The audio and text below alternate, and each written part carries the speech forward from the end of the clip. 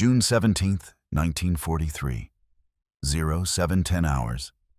The Solomon Sea looked flat and dull beneath a thin layer of morning haze, a gray surface broken only by slow ripples trailing in the wake of distant swells. Above that haze, a lone P-38 Lightning held steady at 14,500 feet.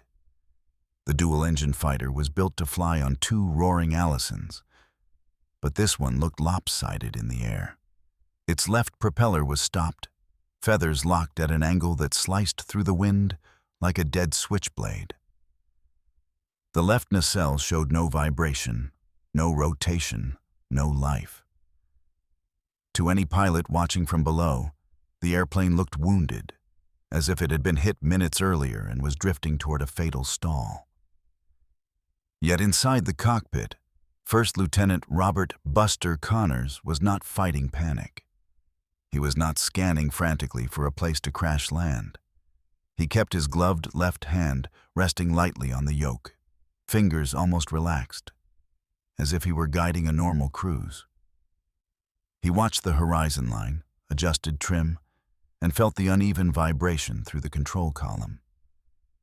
The entire aircraft trembled slightly, uneven and imperfect, but stable enough to keep flying. The sound in his ears was wrong. A Lightning was meant to carry the twin rumble of two synchronized engines, the balanced pulse of spinning props. But Connors heard only one. The right engine throbbed hard, a constant, heavy heartbeat pressing against the metal skin of the fuselage. The other side was silent. He had turned it off on purpose. Cold oil clung to the feathered prop, dragging a faint smell of burned residue through the cockpit ventilation. The dead nacelle caught wind awkwardly, causing small, irregular yaw. Every few seconds the nose drifted just a fraction to the left, and Connors corrected with a short, careful rudder input. Too much pressure, and the aircraft would skid out of balance.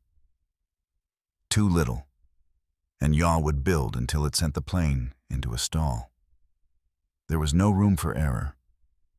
A single-engine P-38 lost lift on turns, lost speed in climbs, and bled altitude relentlessly in shallow descents. Every manual and training guide issued to Lightning pilots delivered the same warning in blunt terms. If one engine fails, land as soon as possible. Most pilots who tried to fly longer than 4 minutes after shutdown never reached a runway. Connors already had the left prop feathered for nearly 6 minutes. Any instructor would call it suicide.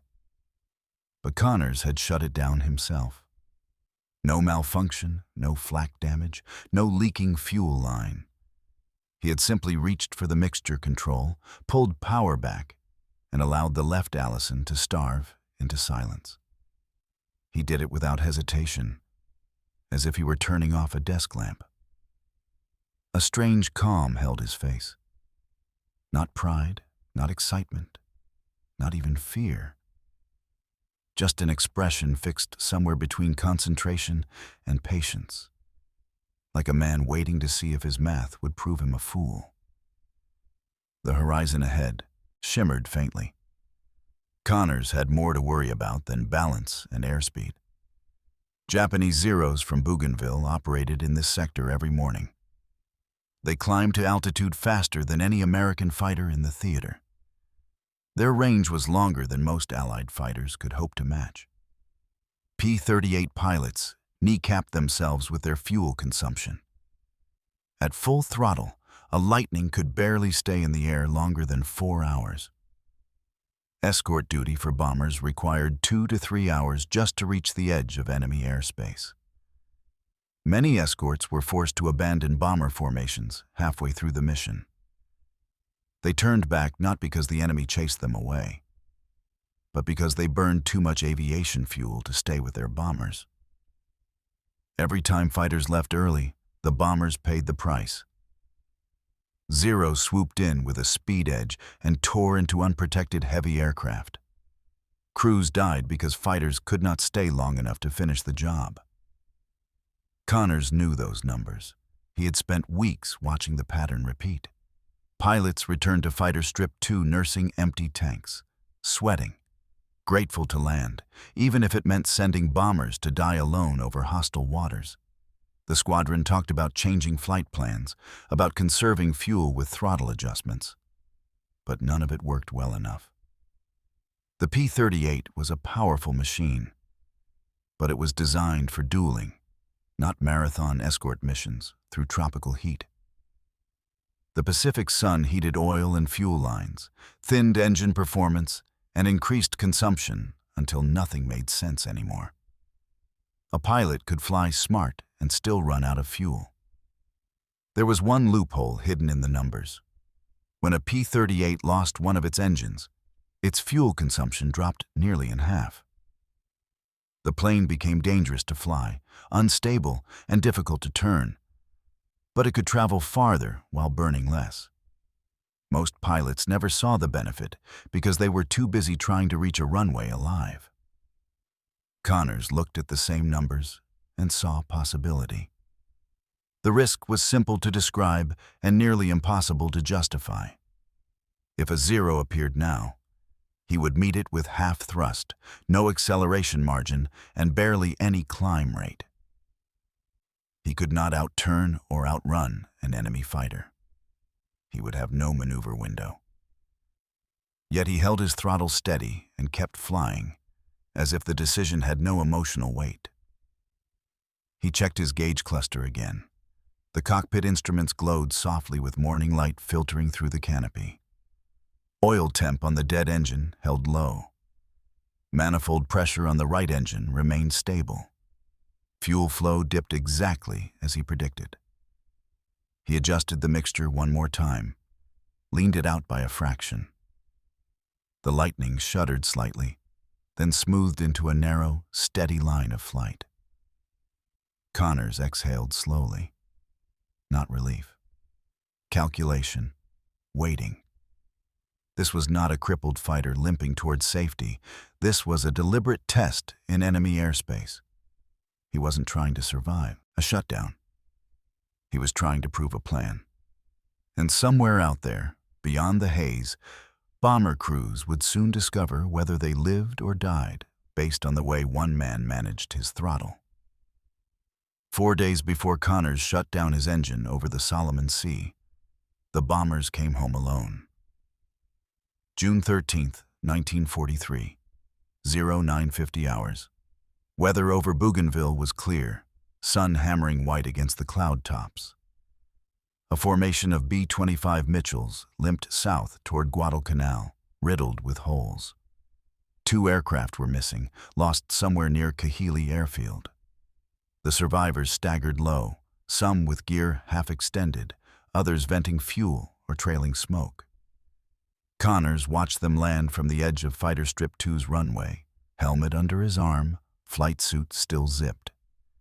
He hadn't flown that escort. His P-38 group had turned back early, fuel limits again. They returned with tanks nearly dry and engines running hot.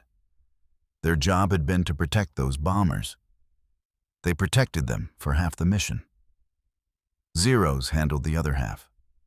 A crew chief counted holes in one returning B-25. 49 punctures.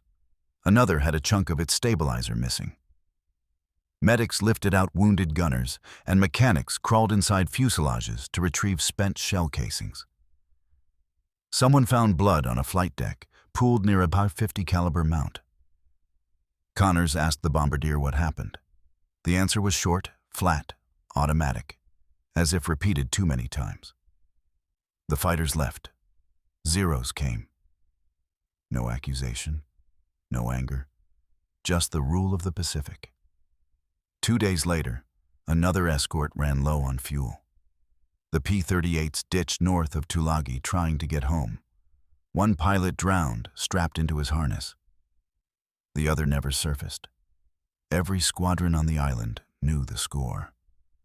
The Lightning could duel anything in the air, if it still had fuel left to fight. It was fast, it was powerful, it could climb like nothing else in the Pacific. But no one cared how well it could fight if it could not stay long enough to protect the aircraft it was supposed to defend. Connors spent the evening in silence. Not anger, not fear, just arithmetic. At a mess hall table, he took a grease pencil and traced lines on a scrap of ration paper. Fuel volume versus distance. Consumption rate versus throttle settings. He drew curves, then crossed them out, wrote new ones, muttered through calculations. Pilots walked past without comment. Everyone had tried to solve the fuel problem at least once. They all arrived at the same answer. The P-38 burned what it burned. Nothing could change that, except Connors had seen something they missed. In emergency single-engine drills months earlier, his instructor at Hamilton Field once demonstrated a feathered prop descent. The aircraft glided farther than expected. Fuel flow dropped dramatically on the remaining engine. Students were told this was purely for emergencies, never for combat. Connors asked a question. What if someone stayed on one engine during cruise? The instructor laughed. Then you crash, Lieutenant. Connors let the conversation end. But he kept the idea, and once he reached Guadalcanal, he finally had a reason to test it. He spent 2 straight nights in the maintenance tent. The mechanics cursed humidity, wiped oil from tools, listened to rain pound against canvas. Connors didn't talk much. He asked for 2 adjustments. First, reduce the throttle stop on the left engine by a thin margin, just enough to make the engine more responsive when power was reapplied. Second, change the right engine mixture control so it could run leaner at cruising altitude without overheating. The crew chief stared at him. A long moment. Then, you planning to kill yourself? Or you planning to surprise someone? Connors only shrugged. I'm planning to keep bombers alive. Regulations said no. The numbers said maybe. And the P-38 said nothing at all, just waited for someone risky enough to find out. The first test was not dramatic. Dawn patrol. 1 engine feathered over Savo Island. Connors circled at low power while the sun slid up over the ocean. 31 minutes. Fuel consumption dropped by 41%. The aircraft stayed stable with minor rudder corrections. No stall, no yaw spiral. The numbers were real. The math worked. But the squadron commander didn't care about numbers. He cared about orders. You will not do this again, he told Connors. We do not invent doctrine in combat zones. Connors wanted to answer, but there was nothing to argue. The rule was the rule. Shut down on purpose was reckless. If the Japanese appeared, a crippled lightning was a dead lightning. He saluted, accepted the reprimand, walked out. And then the next bomber mission appeared on the board. Long range. Same deadly math. Same risk to crews who didn't get to vote on doctrine. So when Connors took off on June 17th, he waited until he cleared Guadalcanal's shoreline, climbed above the haze, looked at the horizon, and pulled the left mixture control back to idle. Not rebellion, not ego, just arithmetic and dead men who could not escort themselves. He wasn't gambling his life. He was gambling fuel on theirs. Robert Connors did not look like a gambler. He was precise. Square shoulders, neatly trimmed hair even in the jungle. He spoke rarely, ate quickly, and cleaned his boots more often than he cleaned his mess kit. Pilots joked that he could fold a blanket tighter than a parachute packer. Some men earned attention through swagger. Connors earned it through silence. He arrived in the Solomons 5 months earlier, January of 1943, part of a new wave of Lightning pilots shipped in after the bloody months of Guadalcanal. The campaign had turned. The island belonged to the Americans now, but the skies did not.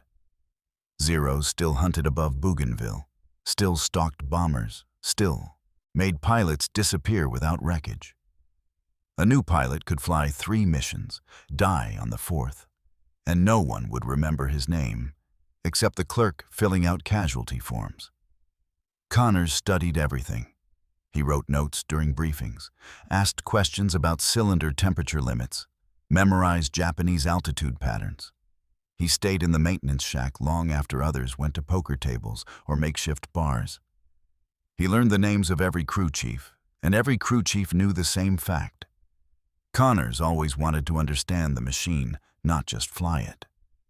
The P-38 Lightning was not simple. Twin engines, turbochargers, intercoolers, counter-rotating props, oil systems that could overheat in tropical weather. Pilots who treated the Lightning like a single-engine fighter often wrecked it. Connors didn't treat it like a fighter. He treated it like math with wings. When mechanics argued about boost pressures, he listened. When older pilots ignored manual warnings, he wrote them down. At night, while others cleaned guns or traded stories, Connors studied the maintenance manuals. Thin pages, diagrams, torque specifications, small footnotes that most pilots never read. One note in the manual fascinated him. A technical line buried near the back describing fuel flow rates under partial power single-engine flight. Most pilots would never notice it. Connors copied the line by hand into his notebook, underlined it twice. The numbers mattered. 2 engines running hard meant high fuel burn. 1 engine feathered meant lower drag, lower flow, but only if the remaining engine was tuned precisely. Factory tuning wasn't enough. That tweak, the illegal adjustment, might change everything. The squadron called him Buster, not for bravado, but because he refused to let arguments go. When pilots blamed bad luck for losses, he didn't accept it. Bad luck was poor planning. Bad luck was fuel miscalculation. Bad luck was doctrine that didn't adapt. He said once, to no one in particular, "Zeros don't kill us. Our range does." Another pilot laughed. "Then solve it, Buster." He did not laugh back. Before Connors ever shut his engine down over Solomon waters, he practiced flying tight 2-ship formations on minimal throttle. Pilots assumed he was rehearsing escort spacing. He was actually measuring trim pressure, rudder load, and fuel flow. He jotted numbers on his knee pad, adjusted altitude, remeasured. He wasn't improvising on June 17th. He had been preparing since January. When other pilots played cards, Connors sat at a crate in the open-air mess tent, charting consumption estimates with pencil stubs. When rain poured on the tents and engines cooled in the night air, he stayed awake, staring at the throttle quadrant he'd removed for inspection. When he talked, he asked questions that sounded like accusations. Why do we climb at full power if we don't need full speed? Why are we escorting bombers at their fuel cost instead of ours? Why do we fly formation like P-40s when we aren't P-40s? He wasn't trying to be clever. He was trying to understand why men died under answers no one questioned. Connors wasn't brave in the cinematic way. He was cautious. He ate the same rations every day, checked straps twice, avoided unnecessary risks. But what he could not tolerate were losses that came from obeying rules that weren't working. When bomber crews thanked fighter pilots after missions, Connors didn't smile. He analyzed damage, asked gunners about attack angles, asked bombardiers about engagement timing. He wasn't interested in praise. He wanted data. That's why the engine shutdown wasn't madness. It was logic, sharpened by 23 bombers lost in the previous month.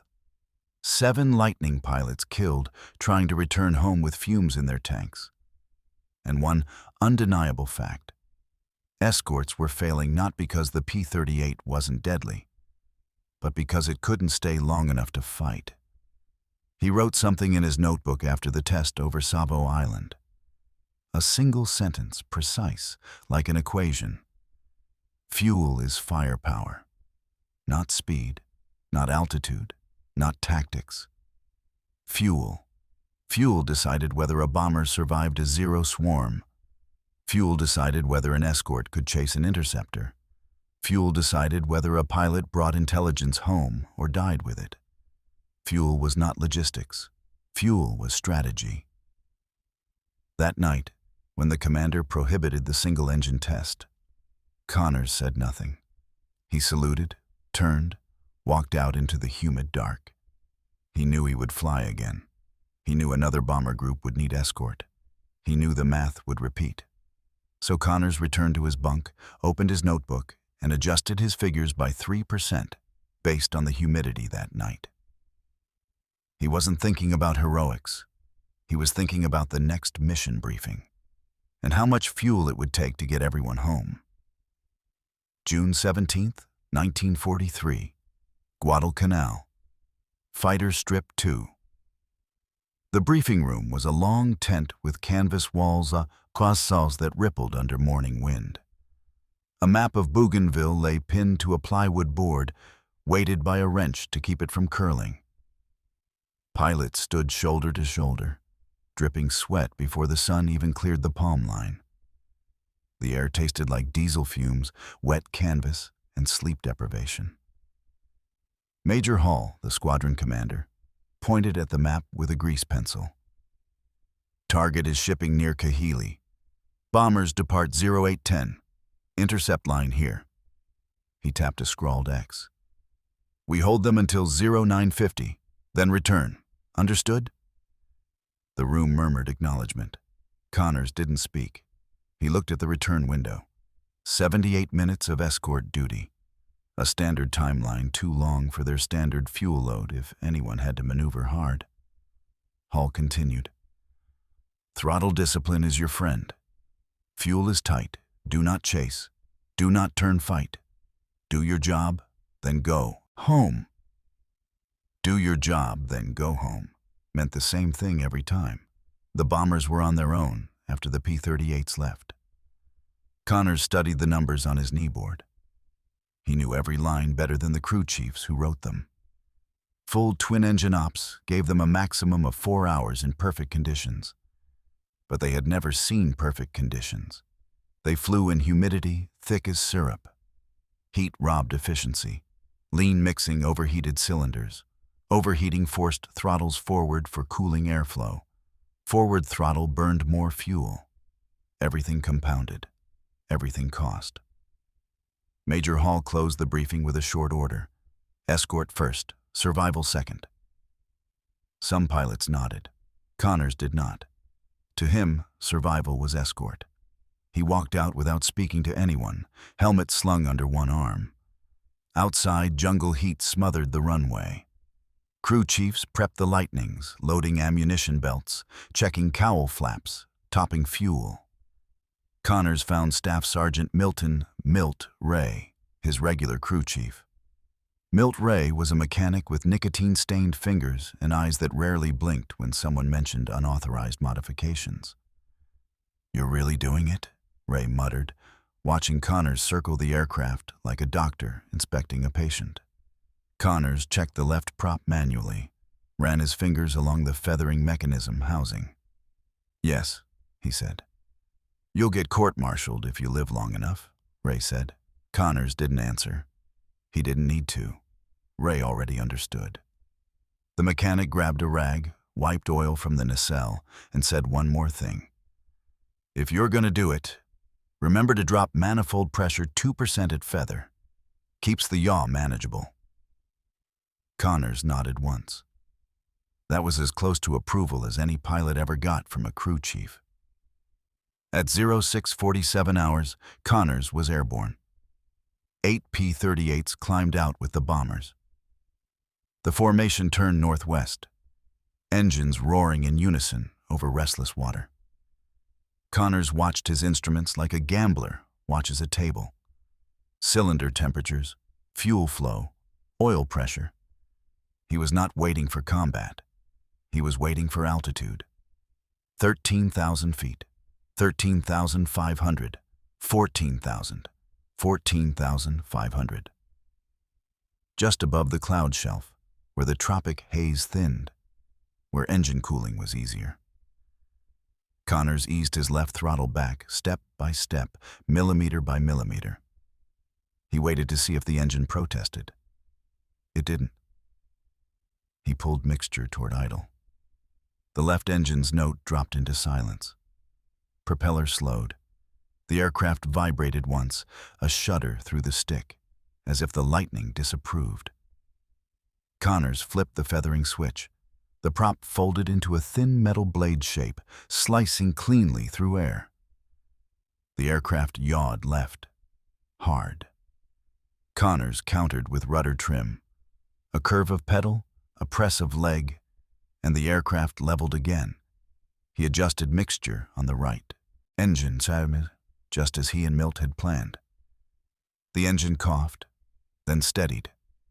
Fuel flow dropped. Not slightly, not marginally. Dramatically. Connors looked ahead. 8 bombers shimmered in sunlight. His squadron flew at their wings, unaware that one of their escorts had just thrown the manual out the window. One pilot still flying 2 engines, one pilot flying 1. But no one radioed him. No one saw. No one knew. That was the point. 10 minutes passed. Connors monitored everything. Airspeed slightly reduced. Climb impossible. Turn rate brutal if pushed. He calculated margins in his head, quiet numbers against engine hum. He could fly. He could stay with the bombers longer, but he could not dogfight. If zeros appeared, he would be half a fighter escorting full-speed machines. He would have no acceleration to escape, no reserve thrust to dive safely, which meant one thing. He could not react like the others. He would have to think differently. At 0820 hours, the formation crossed into Japanese patrol range. Connors scanned the sunlit horizon. He wasn't afraid. Fear required uncertainty. Connors was certain. This was not desperation. This was math meeting combat. In his mind, one line repeated, the line he had written in his notebook after the Savo Island test: fuel is firepower. If he was right, the bombers might survive. If he was wrong, he would not. Either way, no one could say he didn't escort them. He would escort them longer than anyone ever had. 0841 hours. The morning sun angled above the windscreen, turning the sea below into a rippled pane of white-blue reflection. Connors held altitude at 14,500 feet, engine gauges fixed in rhythm. The bombers ahead began to tighten formation. That only meant one thing: enemy contact expected. The Lightning escorts fanned to either side, 8 fighters guarding 12 bombers. Connors stayed in the line, one engine silent, one engine working harder than any mechanic would approve. He watched the cloud layer to the north. Zeros always came from the sun. The first glint appeared like a needle tip, then another, then 3 more. The horizon shimmered with moving silver dots. Connors lifted a finger from the throttle quadrant and counted. Not guesses, not impressions. Numbers. 6 zeros. No. 8. No. 10. 10 incoming fighters. They approached in 2 groups, staggered, climbing to pounce. The Mitchells tightened their box, turrets swiveling like watchful eyes. Major Hall's voice finally broke through the radio static. Bandits north, 2 groups. Escort, hold formation. Do not chase. Make them come to us. Standard doctrine. Defensive posture. Let zeros attack bombers, break on their runs, fire when they commit, and pray they disengage. Connors knew the flaw. The moment an escort broke formation to chase, fuel burned fast. Chased too long, and the fighters abandoned the bombers before reaching target range. Doctrine wasn't just about tactics. It was about fuel. The zeros dove. 5 angled toward the left escorts, 5 toward the right side, where Connors flew. The Japanese formation didn't see his disadvantage yet. Why would they?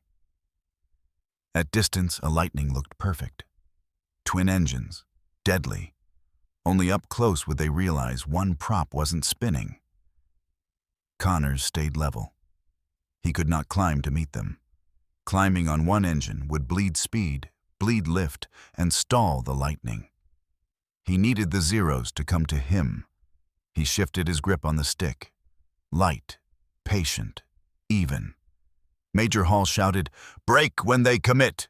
Do not chase!" The first Zero dove too steep. A bomber turret opened fire. Orange tracers streaked upward. The Zero snapped left, peeling away. The second Zero pressed the attack, barreling toward Connors' flight line with a burst of cannon fire. Shrapnel peppered the nose of the bomber to Connors' right. Connors didn't fire. Not yet. He held the throttle steady. Let the enemy choose a target. The Zero pilot picked the strangest one, a Lightning flying slower than the rest. Connors. The Zero committed to the attack, nose down, airspeed building. Its wings trembled with the force of dive pressure. Connors waited. His airspeed remained steady. He could not match the Zero in speed, not at half power, so he would do something no Lightning pilot would normally risk. He turned into the attacker, hard. The P-38 yawed violently. The Lightning's nose sliced across the Zero's path, not toward escape, but toward interception. The Zero pilot hesitated for a fraction of a second, a fraction too long. He had expected the American to break away, not toward him. Connors fired a 2-second burst. The Zero crossed the stream of bullets, engine cowling bursting into a rolling flame. It spun down in smoke. "He's mad," someone shouted on the radio. But Connors didn't hear. He was already adjusting rudder, saving airspeed, fighting to keep lift. His aircraft struggled. One wrong correction, and he would tumble.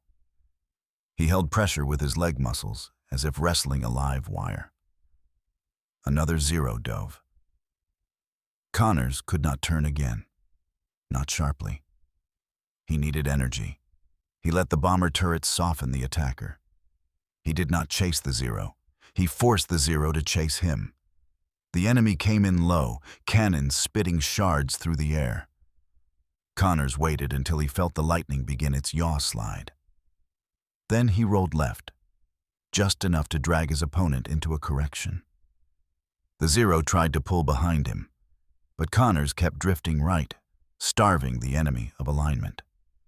Finally, with the attacker close enough that Connors could see the pilot's goggles, he pitched up slightly and fired again. Not a clean shot, not a perfect angle, but 50 caliber rounds tore through wing fabric and fuel, and the Zero veered off smoking. He did not destroy it. He removed it from the equation. That was the key. He did not need to kill every Zero. He only needed to stay alive long enough that the bombers survived. The third Zero refused to commit. It circled, waiting for Connors to stall. The fourth tried to attack a bomber instead. But Connors slid into its line, not chasing, blocking. He flew like a wall the bomber could hide behind. The Zero pulled wide, unwilling to trade cannon fire with a Lightning's nose guns. Connors had become a shield. One engine, one fighter, a moving obstacle between bombers and death. Then Major Hall's voice came again. "Connors, what are you doing?" Connors didn't answer. He turned the Lightning slightly, enough for Hall to see the feathered prop. A second of radio silence. Then, "You insane. Keep doing it." Connors held his line. Bombers pressed toward target range. The Lightnings had already burned a third of their fuel. Connors had burned less than half that. Zeros regrouped, but too late. At 0930 hours, the bombers crossed into attack vector. Their escorts, normally forced to turn back, remained with them. Because one Lightning stayed on one engine. It wasn't heroism. It was arithmetic with consequences. 0947 hours. The Mitchells dropped their payloads. Anti-shipping strikes on Kahili Harbor. Bomb bay doors opened in unison, metal clamshells against the sunlight. Connors watched explosions bloom like gray splashes on the water far below. The bombers banked left, turning back toward Guadalcanal. Normally, this was the moment every escort pilot dreaded. The moment fuel gauges told them they had minutes, not margin. But Connors' gauge told a different story. His Lightning still had over half its usable fuel. The bombers began climbing to cruising altitude for the return trip. Connors raised his nose slightly, careful not to bleed too much speed on his lone engine. His aircraft responded sluggishly, but steadily. The rest of the escorts followed. 8 Lightnings in formation, and one of them flying on half its power. Connors fell into the line like a quiet correction to doctrine that no one had authorized. Major Hall's voice crackled through static. "Connors, can you hold formation for the return?" Connors glanced at the fuel flow gauge. He didn't hesitate. "Yes." One word. Not confidence, not bravado, just data. 10 minutes into the return flight, Zeros resurfaced. 4 of them. Smoke trailing from 2 damaged fighters Connors had engaged earlier. They didn't commit to an attack this time. They shadowed the formation, staying high, evaluating. Tactical patience meant they expected Lightning escorts to break off soon. They were waiting for fuel starvation to weaken the defense. Zeros were predators of timing. They attacked when escorts left.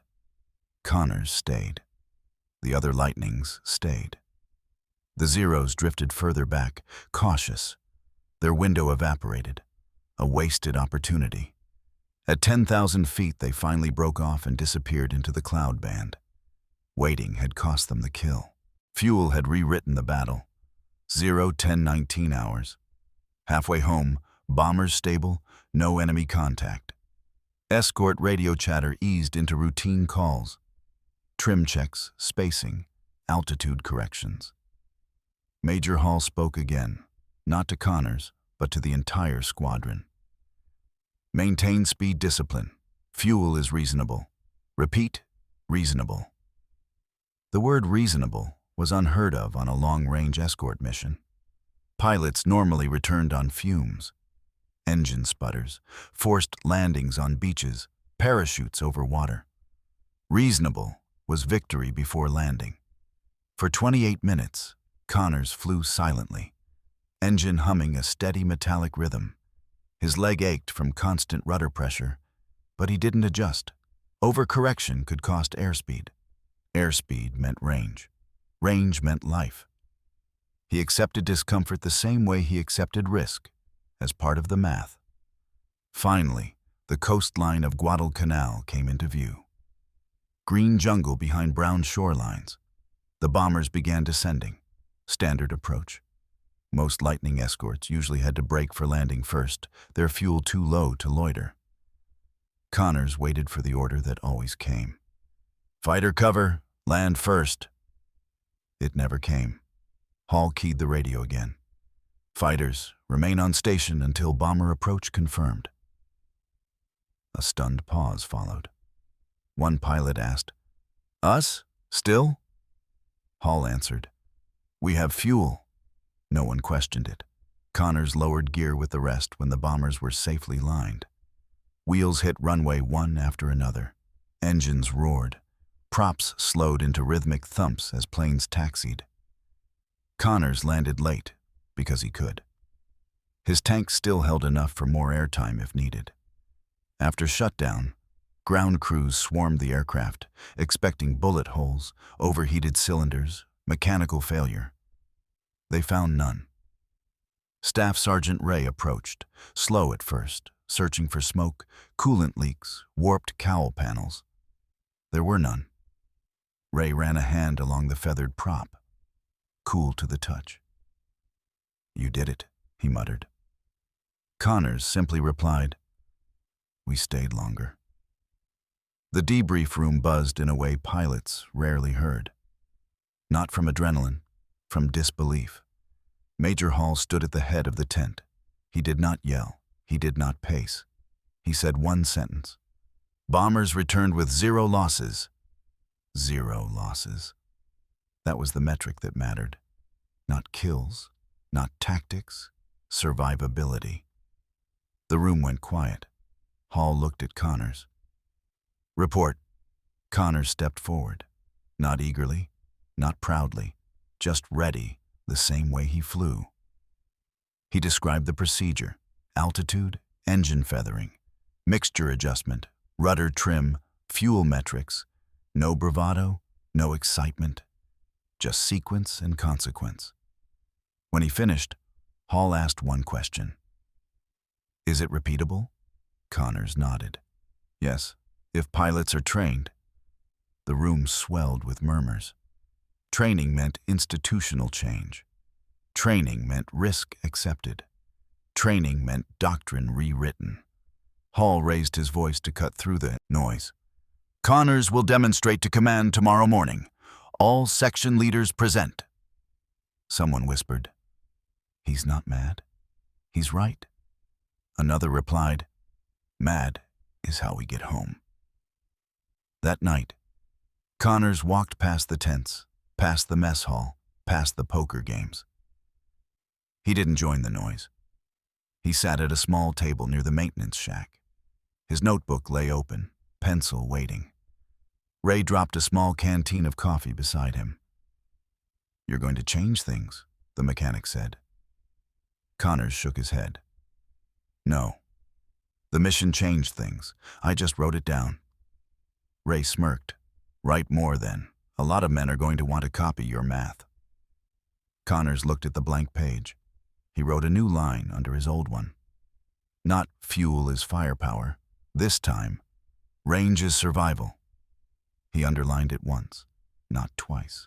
Once was enough. June 18th, 1943. 0900 hours, Guadalcanal. Sunlight rose through jungle haze as if burned into the air itself. Pilots gathered along the runway, some still chewing hard biscuits, some carrying tin mugs of bitter coffee. They weren't lined up to fly. They were lined up to watch. Connors sat in the cockpit of a P-38 Lightning, identical to the one he had flown the day before. Same wing, same tank capacity, same Allison engines warmed to the limit. Only one difference. This demonstration aircraft belonged to the squadron commander. Major Hall wanted proof on his own airframe. Staff Sergeant Ray stood on the wing, leaning into the cockpit window. "Do it clean," he said. "No heroics, just numbers." Connors nodded. "Numbers don't need heroics." Ray smacked the fuselage twice, a mechanic's version of good luck. Connors powered up, taxied to the runway, and took off into the thick salt air. No bombers, no enemy, just proof. At 8,000 feet, Connors feathered the left prop. Pilots below watched binoculars track the slow stop spin into stillness. The prop folded into a stationary blade. The Lightning slid in the air, yawing like a boat losing one oar. Connors corrected with precise rudder trim. Not muscle, not brute force. Trim. He leveled at 14,000 feet, pushed his mixture control to the exact setting he and Ray had calibrated. Fuel flow dropped as if a valve had been closed. The aircraft stayed stable. Connors reduced throttle again, not to save more fuel, but to show how much performance margin he still had left, even on one engine. On the ground, pilots muttered, "He'll stall. He'll cook the right engine. He's gonna have to dive." None of it happened. Connors banked left, then right, gently, deliberately. Not dogfighting, escort maneuvering, the kind of turns pilots use to shadow bombers. He climbed 100 feet, descended 200, remained smooth, stable, predictable. Major Hall finally spoke from the ground. Hell. Not admiration. Calculation. Connors landed after 37 minutes of single-engine flight. No overheating. No loss of control. The crew chief swarmed the nacelles again. Cylinder temps normal. Oil pressure normal. Fuel still in reserve. Hall took 3 steps toward Connors. No handshake. No congratulations. Just a statement. Teach everyone. Not a request. An order. The next 5 days turned into a kind of school that no flight manual had ever described. Connors stood beside chalkboards in the briefing tent, drawing ranges, illustrating turning radii, outlining throttle discipline. He spoke in short sentences, no flourish, no theory beyond what numbers proved. Feather at altitude, never low. Trim first, throttle second. Fuel first, speed second. Turn as protection, not pursuit. Pilots asked questions. Younger ones first, older ones after. The men with most kills listened hardest. They had survived long enough to know that survival was the only statistic that mattered. Training moved from chalkboard to cockpit. Connors flew dual demonstrations with section leaders. Then the leaders taught their men. Connors refused to be the squadron's hero. He wanted multiplication, not admiration. By June 24th, 43 pilots could execute fuel-saving cruise on one engine. By June 26th, 61. Not every pilot liked it. Some still preferred to push both throttles forward, trusting speed more than math. Connors never argued. Your choice, he said. But fuel has its own opinion. Pilots laughed when he said it. Then flew the procedure anyway. Word spread beyond the squadron. Dispatches carried the method to other fighter groups across the Solomons. The trick gained a name before command could write a single memo. The Connors Cruise. Not officially, not in documents, just in the mouths of pilots passing tools from one squadron tent to another. 2 numbers began to change in mission reports. Bomber loss count, fuel reserve upon landing. Losses fell. Reserves rose, not dramatically at first. Slightly, gradually. But enough for commanders to notice. Enough for logisticians to ask why Mitchell crews returned with less bullet damage. Enough for air planners to extend operational windows by 10 minutes, then 15, then 20. Fuel no longer dictated failure. Fuel created opportunity. An opportunity in war was simply another word for damage inflicted and lives preserved. One evening, Connors sat outside, notebook open, the jungle buzzing loud enough to drown out thoughts. Hall approached carrying 2 cups. Not alcohol. Weak tea boiled over a camp stove. Hall set 1 cup down without ceremony. You're changing doctrine, he said. Connors shook his head. Doctrine changes when it's wrong. Hall let the silence sit for a moment. Then, you're not the best shot. You're not the fastest climber. You don't have a single kill confirmed yet. Connors folded his notebook. But I'll bring bombers home. Hall handed him the tea. That's a kill that matters. Connors didn't smile. He didn't need to. He simply wrote 1 more sentence into his notebook before sleep. Escort means return. Not survival for fighters alone. Return for bombers and fighters together. It was not a tactic. It was a promise. Fuel stopped being an afterthought. Pilots began to watch mixture gauges the way they watched their guns. Crew chiefs tuned engines the way gunners tuned sights. Section leaders planned missions not by distance, but by efficiency curves. And over enemy territory, Zeros began seeing something they never expected from American escorts. Lightnings that refused to leave the fight early. Bombers no longer flew alone near the end of mission range. Zeros no longer received free targets suffering from abandonment. The Pacific sky changed not because a new machine arrived, not because a new weapon appeared, but because one pilot shut something off. By late August 1943, the Pacific war maps on briefing walls looked the same. Same island chains, same arrows, same red pins for enemy airfields. But the numbers behind the maps had changed. In April and May, bomber loss reports from long-range strikes in the Solomons listed, on average, 5 Mitchells lost for every 10 deep missions. In July and August, that average dropped to 2.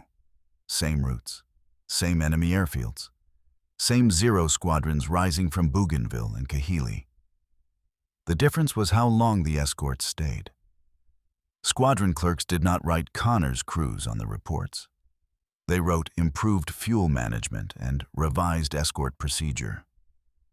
The paper trail was dry. The effect was not. Bombardiers who had become accustomed to counting empty spaces in formation now counted aircraft still present as they crossed back over friendly water. It was not dramatic.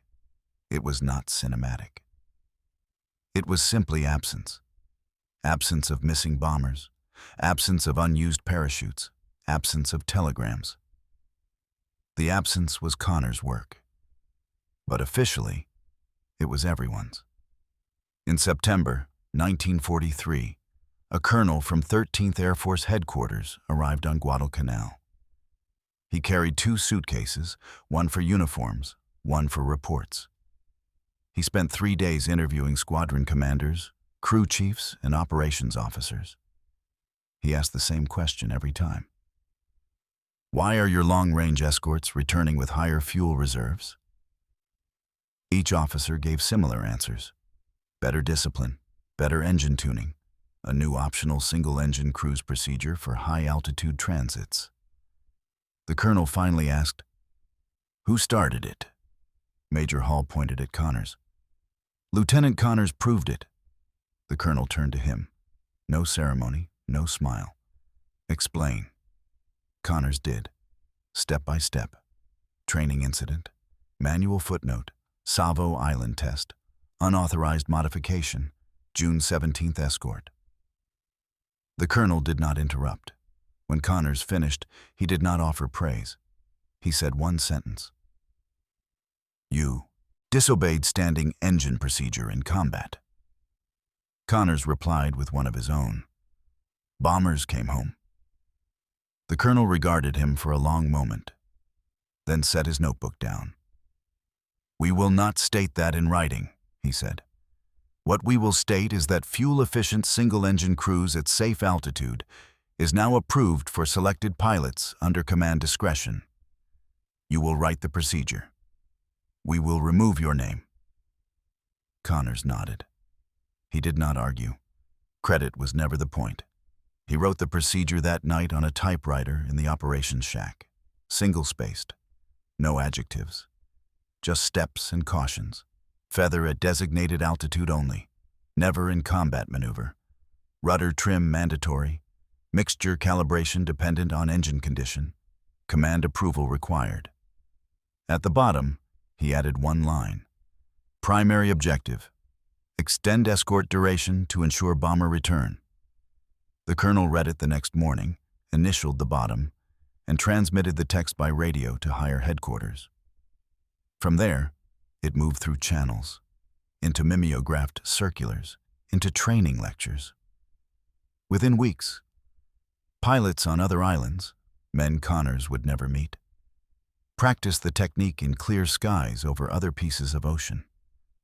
The method no longer belonged to one squadron. It belonged to the war. Connors flew more missions. Not as an experimental anomaly now, but as a section leader whose men trusted his numbers more than their instincts. He still had no confirmed kills. He still was not the squadron's star in gunnery tales. But other statistics told a different story. In the 6 months before his technique spread, his group's long-range escort missions had returned without full fighter cover for an average of 20 minutes of their return leg. In the 6 months after, That exposed time fell to less than 5 minutes. Zeros watched bombers cross into Japanese airspace and expected the familiar pattern. Escorts peeling away early, heavy aircraft left vulnerable. Instead, they found lightnings still in position, still between them and the bombers, even near the far edge of range. Zeros adjusted. They tried earlier attacks.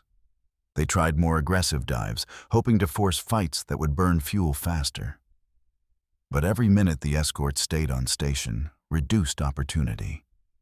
Every extra mile the bombers flew under cover narrowed the enemy's window. The sky did not suddenly favor the Americans. It simply stopped favoring timing as heavily. And in war, a lost advantage is as real as a lost airplane. Connors survived the Pacific.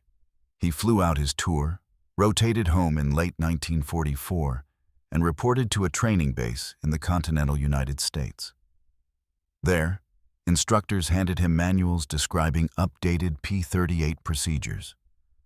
One section bore a familiar idea in unfamiliar language. Optional single-engine cruise protocol, high-altitude transit only. No name attached. No reference to Guadalcanal. Just doctrine, printed in black ink. The war ended in August 1945. Connors left the service the following year. He moved back to the Midwest, worked as an engineer at a small aircraft parts manufacturer, the kind of company that built brackets and housings rather than full machines. The people who worked with him knew two things. He was meticulous and he disliked waste. He never mentioned flying on one engine. He never mentioned the Solomon Sea. He never mentioned that he had once shut down half his power on purpose while Zeros hunted. When asked about the war, he answered in one phrase, "I was an escort pilot." That was all. Decades later, a military historian researching P-38 operations in the Pacific requested old mission reports from an archive. The documents arrived in cardboard boxes, brittle pages, fading carbon copies, ink blurred by humidity, long dried. The historian noticed a pattern. Fuel notes changed in mid-1943. Briefing sheets shifted language from minimum fuel to efficient cruise. And a handful of after-action reports referenced single-engine transit procedure tested successfully in the Solomons. One brief line in one report stood out. Altitude 14,000. Left engine feathered per Connors method. Fuel saving significant. Bomber escort maintained to target and return. The historian circled the phrase, Connors method. Then he searched personnel rosters. Found an old lieutenant's name. Found a forwarding address from 1946. Tracked a path through public records. He found Connors in a small town, retired now, hair white, eyes still sharp. They sat at a kitchen table that smelled faintly of coffee and machine oil. The historian laid copies of the reports on the wood. "You shut down an engine on purpose in combat," he said. Connors looked at the pages for a long time. "I managed fuel," he answered. The historian asked if he understood how many subsequent units had adopted similar procedures, how later jets used fuel management tactics theoretically descended from that thinking, how post-war manuals cited Pacific experience without naming the origin. Connors shrugged once. "Bombers came home," he said. "That is what mattered." The historian later estimated that extended escort windows in the Solomons and surrounding theaters saved dozens of bomber crews. Not hundreds, not thousands. Dozens. Enough to fill a small town street. Enough to fill a row in a cemetery that never had to be dug. He wrote that down. He did not call it legend. He called it logistics. Robert Connors died in 1998, quietly, in his sleep. His obituary in the local paper mentioned his wartime service as a fighter pilot. His career as an engineer, his volunteer work at a community airfield, teaching young mechanics how to read gauges properly. No one mentioned the day he flew on one engine over the Solomon Sea by choice. No one mentioned the bombers that made it home because a pilot hated waste more than he feared a court-martial. But in a museum case half a world away, in a display about Pacific Air operations, one small placard carries a sentence that reflects him without saying his name. Range and fuel discipline allowed twin-engine fighters to remain with bombers deeper into enemy territory, reducing losses and increasing mission success. No hero photograph, no medal list, just cause and effect. That is how innovation often looks in war. Not a new aircraft, not a new weapon, a lieutenant with a notebook, a crew chief with a wrench, and a willingness to shut something down so that something else can come home. If this story about Robert Connors and his one-engine Lightning stayed with you, you can help keep men like him from disappearing into footnotes. Tap the like button so more people see it. Subscribe if you want more quiet stories of small decisions with long shadows. And in the comments, tell us where you are watching from, and if someone in your family ever worked the kind of job where numbers, maintenance, or fuel decided who made it home. Because in the end, history is not just battles and dates. It is also the math that kept the engines running long enough for someone to land.